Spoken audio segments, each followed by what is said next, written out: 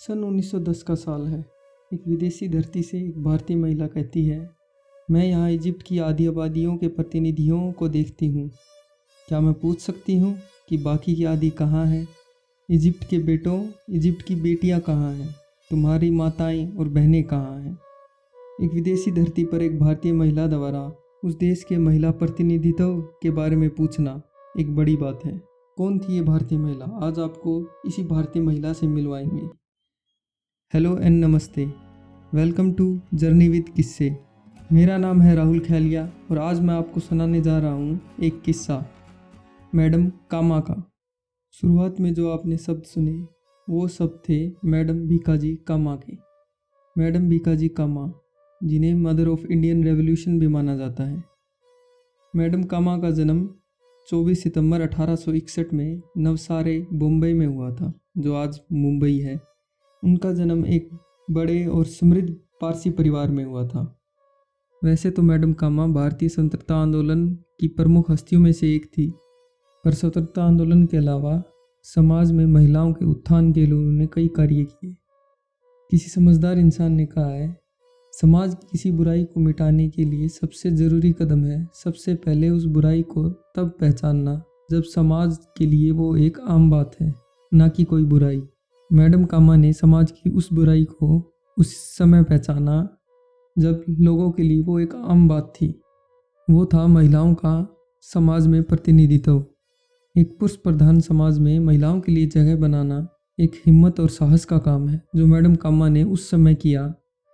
Madam कामा ने उस साहस और हिम्मत को उस समय दिखाया जब समाज के लिए महिलाएं केवल घर की चार दीवारी तक सीमित थी।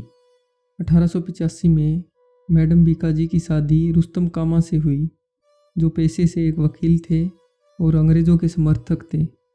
उस वक्त पति के विचारों के खिलाफ होना एक बड़ी बात थी और मैडम कामा अंग्रेज़ों के खिलाफ थी।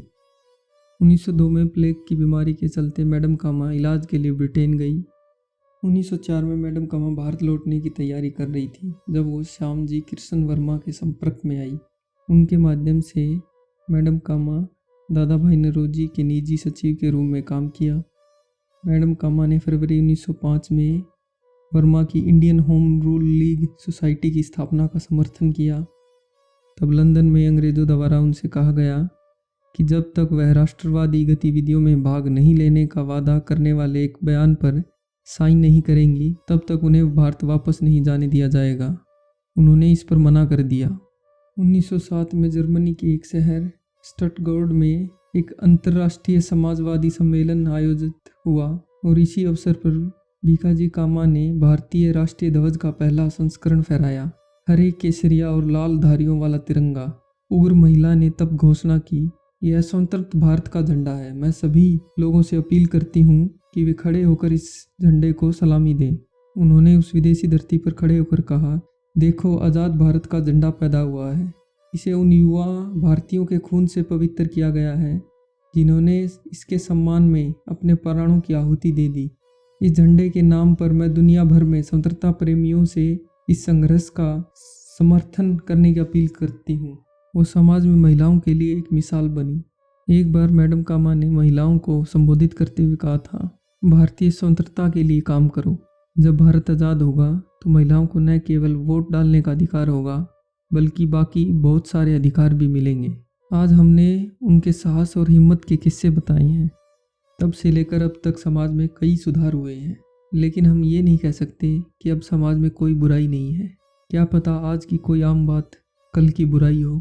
ज़रूरत है तो उस बुराई को पहचानने की, क्योंकि किसी समझदार इंसान ने कहा है, बुराई को ख़त्म करने से पहले उसको पहचानना ज़रूरी है।